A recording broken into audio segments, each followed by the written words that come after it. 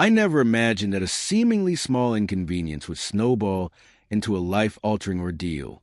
My name is Morgan, and for the past 3 years, I've been in a relationship with Tyler, a caring, dependable guy who lives with his mom and older sister. Because we live close by, I used to leave a lot of my essentials at his house. My shampoo, conditioner, skincare products, even a few changes of clothes. At first, it was convenient and practical. But then, little things began disappearing. At first, I blamed my ADHD for misplacing them. I'd lost my keys or forgotten where I left my favorite hoodie before, so naturally I assumed it was just another one of those moments. Then came the incident that made everything clear. I had just splurged on a brand new 1-liter bottle of Wella conditioner, a luxury, because hair care is serious business. A week later, when I went to use it, nearly half the conditioner was gone. This baffled me. I always use more shampoo than conditioner. My equally sized shampoo bottle was untouched. And then I noticed something else. Tyler's sister, Rebecca, who had recently been griping about how she was tired of always having to buy conditioner, suddenly didn't seem to be buying any more at all. I tried to ignore it, hoping it was just a coincidence or my own forgetfulness. But as weeks passed, more of my things vanished. Small items, personal mementos, even items from my makeup bag. It wasn't long before I started to suspect that someone was deliberately taking them. My mind raced. Could it really be Rebecca? And if so, why would she do something like this? I remember one afternoon clearly. I was sitting on the couch at Tyler's place, scrolling through my phone when I noticed my favorite lip balm was missing from the little bowl on the coffee table. I distinctly recalled placing it there the day before. The feeling of violation was immediate, a mix of anger and hurt that I couldn't shake. I confronted Tyler later that evening, but he brushed it off as a misunderstanding. "Maybe you left it somewhere else, babe," he said with a reassuring smile that failed to reach his eyes. I wasn't convinced, and the nagging suspicion grew stronger with every missing item. Eventually, I decided I needed undeniable proof. After a particularly frustrating day when my carefully curated skincare collection had inexplicably shrunk even further, I resolved to set up a discreet camera in Tyler's room. I positioned it to capture the area where I kept my stuff, my bag, my toiletries, everything that was disappearing. I rationalized it as a means of protecting my belongings, and I convinced myself that if someone was wrongfully taking my things, I had every right to catch them in the act. The following days were a whirlwind of anxiety and anticipation. I monitored the camera feed obsessively, each time hoping for a clear answer. And then it happened. I saw Rebecca, Tyler's sister, enter the room more than once. On one occasion, she even rummaged through my personal bag, pulling out items and glancing at them with a nonchalant expression before quickly closing it. I rewound the footage repeatedly, each time feeling a mix of vindication and betrayal. The proof was irrefutable. Armed with the video evidence, I and Tyler agreed that something had to be done. We decided to confront Rebecca, but we felt it was best to go through his mom first. After all, she had been like a second mother to me ever since I started dating Tyler. I scheduled a family meeting at their house, heart pounding with both determination and dread. That day, I sat in the living room with Tyler and his mom, anxiously waiting for Rebecca to join us. When Rebecca finally entered, I felt my blood boil. With a calm that belied the storm inside me, I played the footage on my phone. There she was, clear as day. Rebecca had not only taken my items multiple times, but had even opened my personal bag. I expected a flood of apologies, or at least a denial, but what came out her mouth was something entirely different. With a straight face, she lied, denying every single detail, insisting that I must have misplaced everything, even going so far as to claim that I was just overreacting. Tyler's mom, however, took a different stance. Instead of supporting me, she turned on me, accusing me of overstepping boundaries by secretly recording in their house. "You had no right to set up a camera without permission," she snapped, her tone laced with disdain. "It's always your trauma and your ADHD making you see problems where there are none." Her words stung, cutting deeper than I could have imagined. I tried to explain that I was protecting myself and my property, that it wasn't about spying on her family, but about uncovering a pattern of theft. "I'm not trying to be a villain here," I pleaded. I just need to know that I can trust the people around me. But my words fell on deaf ears. The conversation spiraled into a heated argument, with Rebecca and Tyler's mom dismissing my concerns entirely. Feeling belittled and unsafe, I made the difficult decision to leave that house that very day. I'm not going back here, I declared as I grabbed my things and walked out, leaving behind a maelstrom of accusations and hurtful comments. In the days that followed, the fallout was immense. My boyfriend, Tyler, became caught in the middle of a family war. Emotionally torn, he tried to mediate between me and his family, but his own distress was evident. He wasn't eating well, and his mood was downcast. I knew that his silence and avoidance were affecting him deeply, but I also couldn't condone the way his family had treated me. Every time I saw Tyler's mom on social media or heard Rebecca laugh off the incident, the pain and humiliation resurfaced. I felt isolated, as if the people I had once considered family were now turning their backs on me. I attempted to reach out to some close friends for advice, and the responses were mixed. Some told me I was justified, that I deserved to be treated with respect and trust. Others cautioned me that by recording in someone else's house, I might have crossed a line. That privacy is a sacred thing, even if I felt my trust had been violated. I spent countless nights tossing and turning, replaying the confrontation in my head and wondering if I had done the right thing. In those moments, I questioned whether I was overreacting because of my past traumas or if I was simply standing up for myself. Yet, as the weeks went by, I began to notice changes. I started gathering my belongings from Tyler's place, a task that was both liberating and heartbreaking. I had to leave behind not just material things, but memories of a time when I felt safe and cherished. The act of packing up became symbolic of a deeper emotional exodus, a decision to no longer tolerate being treated as less than I deserved. Tyler tried to reach out to me several times. In one long, tearful phone call, he apologized for the way things had escalated. "I'm caught in the middle, Morgan," he admitted, his voice heavy with remorse. "I never wanted you to feel disrespected or unsafe, but my family, they just don't see things the way I do. I want to fix this, but I don't know how." I listened, my heart aching at the sound of his pain, yet a part of me felt resolute. "I need you to choose," I said, my voice trembling. "I need you to stand by me and tell them that my privacy and my feelings matter. I can't keep living like this, caught between you and your family's toxic dynamics." Our conversation was raw and painful. I could hear the conflict in his voice, the tug-of-war between love for me and loyalty to his family. In that moment, I realized that if things didn't change, I would have to make the hard choice to walk away entirely. The thought was devastating, but the alternative, being constantly undermined, belittled, and made to feel like an intruder in what was supposed to be our home, was even worse. In the ensuing weeks, I sought refuge in therapy, finding solace in the understanding of a professional who helped me untangle the layers of hurt and betrayal. I learned to articulate my feelings better, to separate the justified anger from the pain of past neglect. Each session was a step toward reclaiming my sense of self, of recognizing that I was not overreacting or being irrational. My feelings were valid, and I deserved to be heard.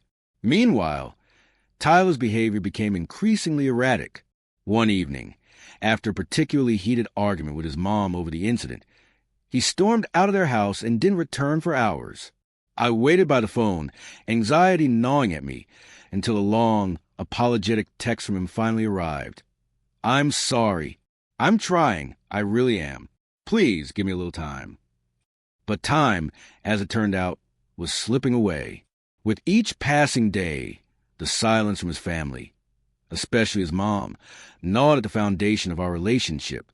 I felt abandoned not only by them, but, heartbreakingly, by the person I loved most. As I navigated the turbulent days that followed, I began to see subtle shifts in my perspective. I started journaling about my experiences, not just as a way to vent, but as a means of processing the trauma and rediscovering my own strength. I wrote about the betrayal I felt when my belongings were stolen, the humiliation of being labeled a villain in a situation that was entirely my attempt to protect myself, and the crushing loneliness of being caught between two worlds. In those pages, I slowly began to piece together a plan for a future that didn't involve returning to that toxic environment. One particularly cold evening, as I sat in a small coffee shop near my temporary apartment, I overheard a conversation between two strangers discussing boundaries and respect in relationships.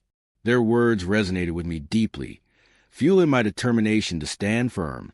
I realized that setting up that camera, as invasive as it might seem to some, was not about spying. It was about asserting my right to safety and dignity.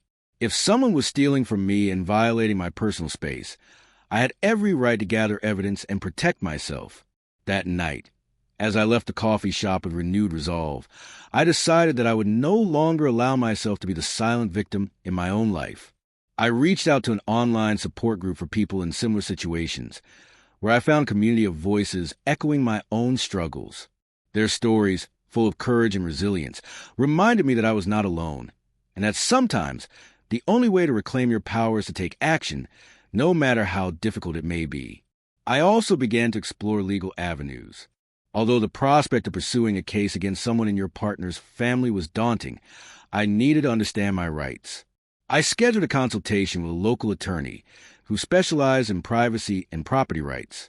The attorney assured me that while recording in someone else's home without permission could be legally murky, the evidence I gathered could be useful if I ever needed to prove that I was being wronged. This knowledge empowered me further. It wasn't just about personal vindication, but about upholding the principle that every individual deserves to have their boundaries respected. Tyler's occasional attempts at reconciliation were bittersweet.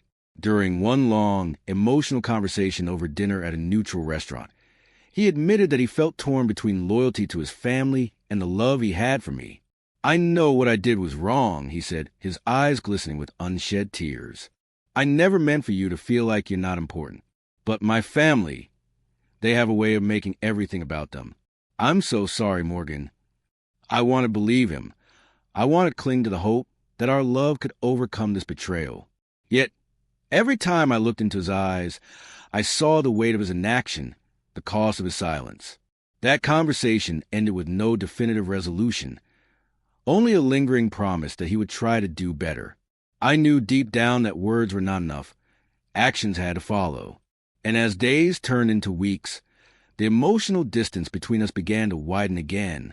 I felt increasingly isolated, forced to navigate not only the challenges of pregnancy and financial hardship, but also the emotional fallout of being repeatedly dismissed by the person I trusted most. In the midst of all this, the tension at Tyler's house grew unbearable. Every time I stepped inside, I felt as though I were walking into a minefield of old resentments and unresolved conflicts. His mom's scathing remarks and Rebecca's dismissive laughter echoed in my mind long after I'd left. I began to realize that staying there was no longer an option for my well-being. The decision to set up that camera and the subsequent fallout had irreparably fractured the semblance of a safe home environment. I made the painful choice to refuse to return, not just for my own sake, but for the sake of the baby growing inside me. It wasn't an easy decision. I knew that leaving meant severing ties with part of my life that, for better or worse, had once been filled with love and familiarity. But the constant harassment, the theft, and the belittling comments had taken their toll. I gathered my remaining belongings and moved into a small, modest apartment on my own, determined to create a space where I could heal, rebuild, and eventually thrive. The transition was anything but smooth. Financial instability, the loss of many belongings that I had left behind, and the lingering emotional scars from the confrontation weighed heavily on me. I spent long nights wondering if I had overstepped or if I should have handled things differently. The guilt of disrupting Tyler's family dynamic and the fear of being seen as a troublemaker haunted me. Yet, deep down, I knew that I had done what was necessary to protect myself and reclaim my dignity. In the months that followed, I slowly started to rebuild my life. I found a part-time job that allowed me to earn enough to cover the basics and worked with a local support group, where I met others who had experienced similar betrayals. Their stories of resilience and the practical advice they shared helped me see that I was not alone in my struggle. I also reconnected with old friends who reminded me of my worth and helped me rediscover the parts of myself that had been buried under the weight of constant anxiety and neglect. Tyler, for his part, began to reach out more frequently, occasionally, in fits and starts. There were moments when he would call to apologize, moments when his voice trembled with regret and sorrow and moments when he promised to fix things. But the damage was done, and his family's influence continued to loom large over every interaction. His mother, especially, made it clear that my actions were unacceptable, constantly reminding him that I had no right to spy on their home. Rebecca, too, carried on as if nothing had happened, her behavior unchanged, as if the evidence against her was nothing more than a minor misunderstanding. Yet, through it all, I found strength in my own resilience. I attended therapy regularly, learning to manage my ADHD and the lingering trauma of feeling betrayed. I immersed myself in creative projects, writing, painting, even exploring photography, to express the complex emotions that swirled inside me. Each day was a battle, but with every small victory, I reclaimed a piece of my lost identity. One particularly memorable evening, as I sat alone in my new apartment surrounded by boxes of memories and half-unpacked belongings, I reflected on how far I had come.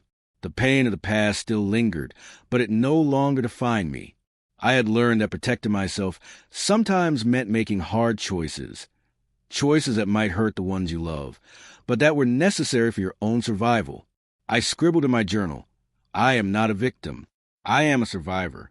My story is not one of weakness, but of strength, resilience, and the will to demand respect for my own life."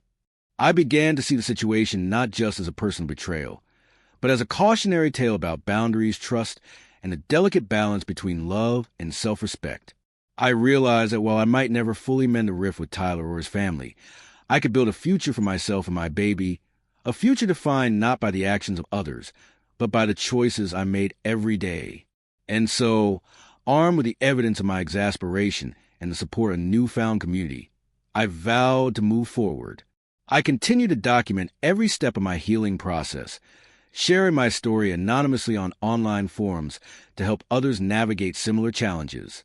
My posts, raw and unfiltered, resonated with many who felt trapped between love and betrayal. In the midst of my struggle, I discovered a strength I never knew I possessed, a strength that came from acknowledging my pain, setting clear boundaries, and refusing to let anyone diminish my worth. Story 2, AITA for telling a woman her child is welcome in my home, but she isn't because of her criminal record. My husband, 28M, and I, 27F, have a 5-year-old son who just started kindergarten this past fall. He has met a boy named Sam, who he has decided is his best friend. My son has had a lot of playdates in the past, because we tried hard to socialize him well from a young age. He has been asking if his friend Sam can come over for a playdate. Sure, no problem. I wrote a note with my name and number for Sam to give to his mom. I get a Facebook friend request from Sam's mom, who appears to be a Methany. I work in healthcare and recognize the sores on her face from picking.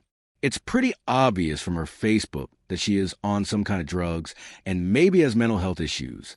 Out of curiosity, I looked up her name in our county's jail view record, and yep, long history. Drug possession, fraud, prostitution, theft, battery, obstruction of justice. It's not great. Anyways, I didn't want to let who his mom is get in the way of our kids playing together. But there was no way in hell I'd let my son go over to their house for a playdate, despite her offering. I played it off as me being overprotective and him being my only child, to not offend her. She laughed and said if you have more you'll learn to be less overprotective. She has 5 kids, but agreed to playdate at my house. The park was also an option, but she said my house was fine. The weather is very cold here right now, so indoors over the park makes sense. Sunday comes over. I let the boy in. I mentioned she could come back in a few hours to pick him up, whenever works for her, and I'd be sure to feed them both lunch. I asked if he has any food allergies. She says no, but she insisted on staying. I tried to make up a silly excuse, said I had a headache and would watch the boys diligently, but that I'm not really in the mood to hang out. She insisted that it would be great for us to get to know each other, since the boys were out of earshot, already in the playroom. I stepped outside and quietly told her that I had looked up her criminal record, and I just don't feel comfortable having someone in my home with theft charges and an obvious drug problem. I said if that's a problem, we could just meet at the park from then on, but the boys get along, so I hope it's not a problem. I admit I was maybe a bit harsh and to the point. She kind of yelled at me and said I think that I'm better than her, which maybe I do, and that I don't know anything. She stormed off, her son still in the house. I checked with the kids to make sure they didn't hear anything. When she came back, she just honked her horn and refused to come to the door. My husband kind of thinks I'm an asshole. He's always been very gentle and kind. He thinks I should have just watched her like a hawk. I told him I don't want to forcefully subject myself to that kind of person, and I shouldn't have to be on guard about some crackhead stealing our stuff. Ada,